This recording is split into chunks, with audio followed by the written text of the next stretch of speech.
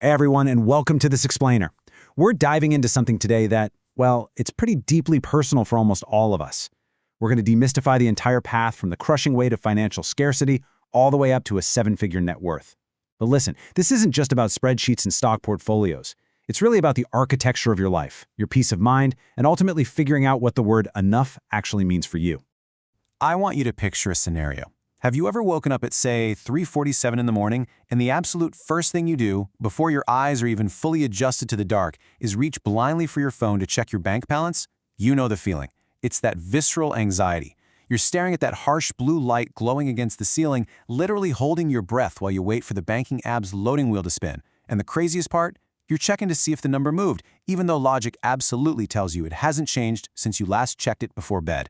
But here's the wild reality of this. Some are out there, maybe in your exact same city. Someone your exact same age hasn't opened their banking app in 3 weeks, and they are sleeping soundly. I mean, they sleep like it's a civil right. And the only thing separating the person having a 3 a.m. panic attack and the person sleeping peacefully, it isn't a difference in human worth, or even necessarily how hard they work. It's simply a number sitting in a savings account. So today, we're going to break down that number. Okay, let's dive right into our roadmap. We'll start with the 3 a.m. panic, then look at escaping the scarcity trap. From there, we'll hit the Munger threshold, explore the reality of the mythical millionaire, and finally, look at finding your own enough. Starting off with Section 1, the 3 a.m. panic, and the biological cost of 0. So, we have to ground ourselves at level 1, the absolute bottom. This is $0, or even negative. Right now, roughly 10% of American households live here permanently, and a staggering 62% live paycheck to paycheck. When you're living like this, standing in a discount store on a Tuesday evening frantically doing price per ounce math just to afford both laundry soap and dinner, there is a literal biological cost to that exhaustion. Negative 13. The cognitive load of constant financial scarcity actually drains your mental bandwidth to the point where it costs you about 13 IQ points. I mean, think about that. Being broke literally makes it harder to think your way out of being broke. It means when your bank account is at 0, you're being forced to make the absolute biggest, most consequential decisions of your life with the smallest amount of brain power available to you. You aren't just broke in this tier. You are highly vulnerable. You're basically one unlucky Tuesday, just one $480 brake repair away from total financial catastrophe. You're trapped in a reactive state, just simply trying to survive the week. Let's move to Section 2, escaping the scarcity trap and building your runway. So let's see how this builds as we escape that panic. Level 2 is hitting your first $1,000. Now, let's be totally honest, $1,000 won't even cover a month's rent in most cities today, right? It's really just a psychological milestone. It's a behavior modification tool to stop you from losing your momentum when a minor emergency pops up.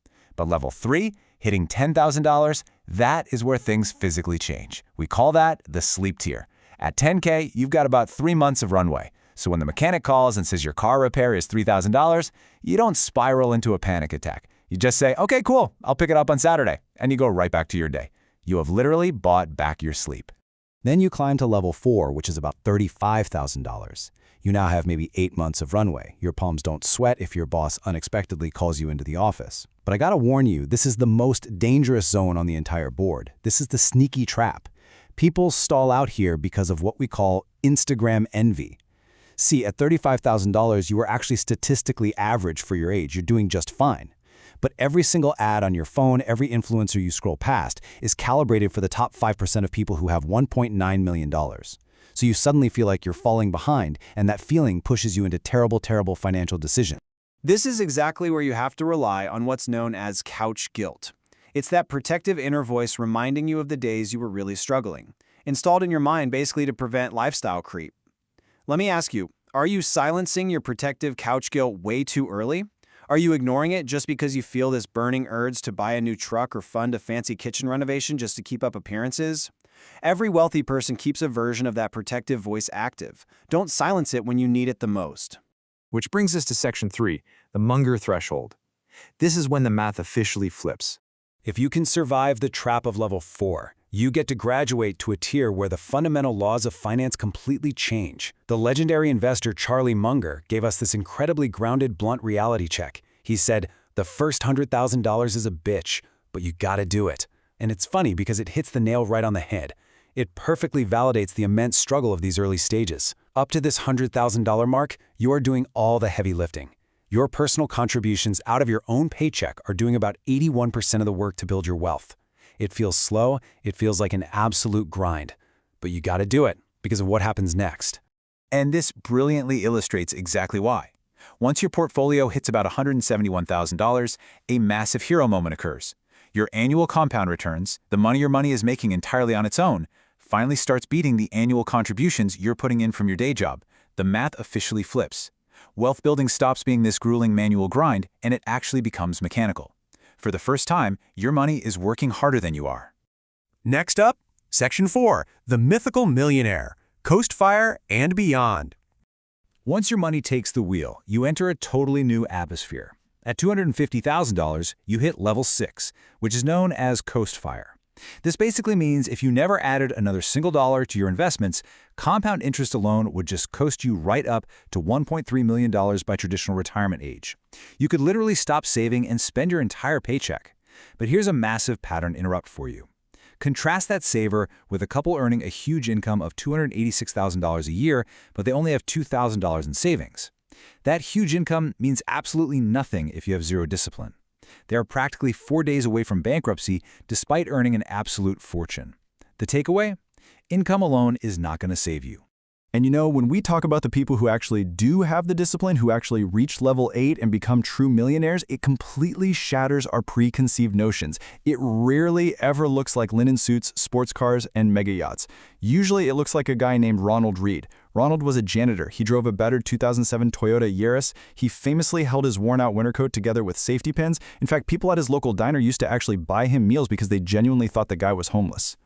But here's the whiplash of this story. When Ronald Reed passed away, he left behind an astonishing $8 million in stocks. He had just quietly compounded a massive fortune over his lifetime. Ronald proved that the true architecture of enough isn't about projecting some wealthy image to your neighbors. It's about absolute, unshakable freedom. He didn't care what people thought of his coat. He only cared that his time belonged entirely to him. Finally, Section 5, Finding Your Enough, the ultimate truth. From the panic of zero to the freedom of millions, we need to understand the psychological reality that persists across all of these financial tiers. So, what does this all mean? The crucial point is this: at every single level of wealth, your biological nervous system stress remains almost identical. It's just wearing different clothes. At $0, your brain screams, "Can I make rent?" At $1 million, your brain screams, "Will a market crash wipe me out?" It's literally the exact same anxiety. The absolute truth is money below $100,000 drastically relieves human suffering, but money above $100,000, it mostly just relieves comparison. And the problem is, comparison is a bottomless well. You are never, ever going to fill it. You've really got to step off that comparison treadmill. There's this great story about the author Joseph Heller. He was at this glitzy billionaire's hedge fund party, and when someone pointed out how much money the host made in a single day, Heller just looked at them and replied, "I have something he will never have. I have enough." And honestly, that is the goal we should all be chasing. Your personal enough is probably a whole lot smaller than the internet told you it needs to be. Actually, scratch that. It's almost certainly smaller. It's likely just a paid-off house, a totally boring index fund, and a peaceful Tuesday afternoon where absolutely nobody needs anything from you. So, here's my challenge to you. Don't worry about how you're going to leap to the absolute top of the millionaire mountain today. Instead, ask yourself this: what is the smallest, most immediate thing you can do this week to stop leaking money out of the exact tier you are in right now? Plug your leaks today. Protect your momentum. Define what your own enough looks like, and trust me, the math is going to handle the rest.